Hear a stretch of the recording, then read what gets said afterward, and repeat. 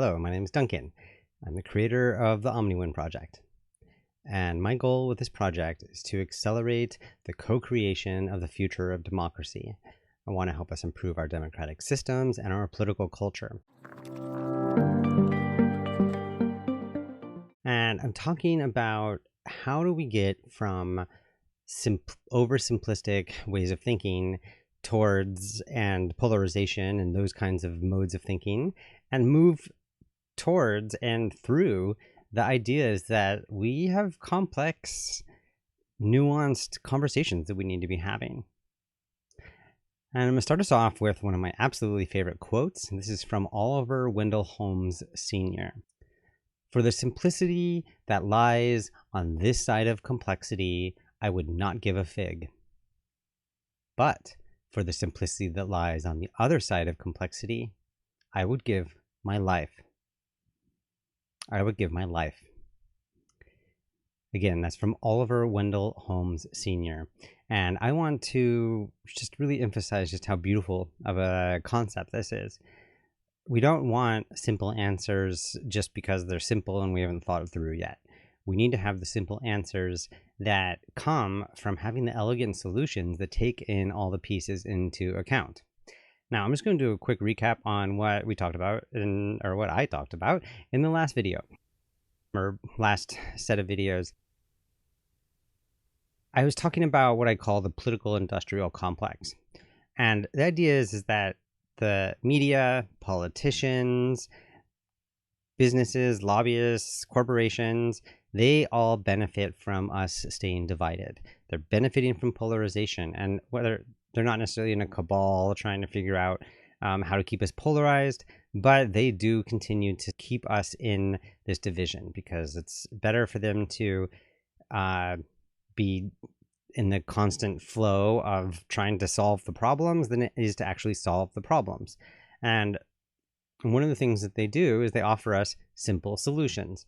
They give us digital or binary yes, no answers to questions or options as citizens. And they also are giving us these bundled fixed solutions that we need to make those binary choices about super complex things. And so first thing I want to point out is that the problems that we're facing are real problems. We have very serious issues we need to figure out. And one of the reasons why political conflict is such a challenging thing is because this is life or death. This is about like the future of our generations. This is the kind of stuff that people will, fight tooth and nail about. But all of those issues are going to be issues that require us to think with nuance and complexity and to make sure that we have diversity of perspectives, because no one's going to figure this out on their own. No president, no congressperson, no representative in office is going to figure out all the solutions with a poll and a focus group. We need to sort of all be engaging because we need all the perspectives in these kinds of conversations. And I just want to tick off what the Pew Center named as some of the most polarizing issues. These are the issues where opinions are most important or least important, sort of the biggest spread. So right at the top is climate change. There's also environmental protection. The military is one of these issues. Guns is one of these issues. Healthcare, education, immigration. Other ones on that list, those are like the top 7. After that, we have race relations, how to manage poverty. Then there's stuff around economics, like budget deficit or national debt are big issues. And then, of course, there's COVID, which has been an issue that we've all been paying attention to lately and recognize the polarizing aspect of that. Just quickly on that someone pointed out that like once we're already polarized, we're going to have a polarized response to any complex issue because we're trying to get that simplicity. And again, the system's benefiting from it. So these kinds of problems that we're facing are something called wicked problems. The word wicked problems comes from a design theorist named Horst Rittel. Probably pronounced that wrong. He's from Germany, and he wrote it in this book called Dilemmas in a General Theory of Planning. And so what is a wicked problem? So first thing is every wicked problem is unique. It has its own characteristics. It looks different, and there isn't like a formula for coming up with a wicked problem. Usually a wicked problem is a symptom of a bunch of other problems. There's like problems within problems. And there's not any single explanation for a wicked problem. All the different perspectives looking at the issue make it so that everyone's explaining it in a different way. People are focusing on different things. And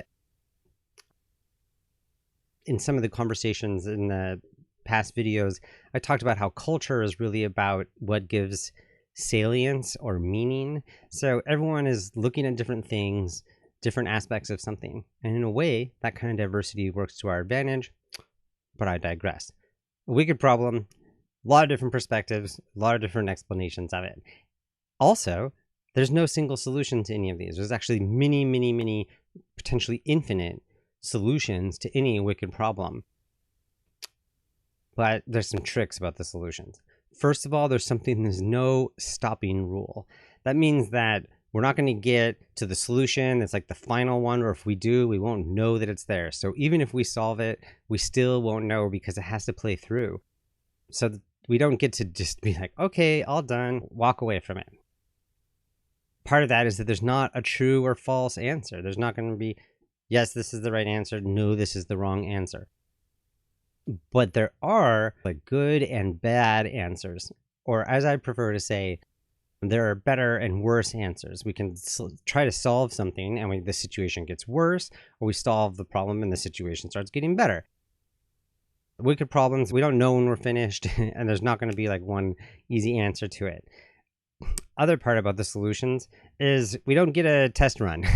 Like solving it actually means every attempt that we make to solve a wicked problem, it counts. We're actually going to start impacting the system. We're going to start impacting the solution, and something's going to happen. And that's the only way we're going to know if we're solving it, is if things start getting better or worse.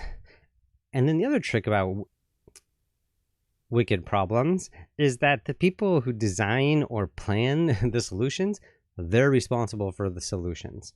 And that kind of might point to why our politicians and governments like, I don't want to have anything to do with that solution. Actually trying to solve it would mean that you're going to be responsible for the outcome of it. And that's pretty tricky. So here we are. We have the most important issues. And again, just some of those like climate change, for sure, many solutions, no easy answers. This seems to apply to all of these issues that we're most polarized about, whether it be education or immigration, race relations, poverty, COVID, healthcare. All of that all count as wicked problems. And so what I would like to do is introduce to you two theories or approaches that I find to be really helpful in rethinking wicked problems, and that can help us get out of this move towards simplicity and polarization. So these two approaches that, again, I think to be like really fundamental part of the Omni-Win project are complexity theory, which is about complex adaptive systems and really is good about helping us understand the nature of the problems we're facing. And then there's polarity thinking. And polarity thinking comes from a gentleman named Barry Johnson. And this gives us a way of understanding how we approach the different problems. It kind of helps us understand the nature of solutions and why there isn't necessarily one fixed solution. And for me, the combination of these can be very powerful. And one thing that they have in common is they're both about the process. They're not about something that's like, again, that one and done fixed solution. So I want to talk to you about complexity theory and polarity thinking. Come check out my next video where I will be talking about complexity theory in much more detail. Thank you.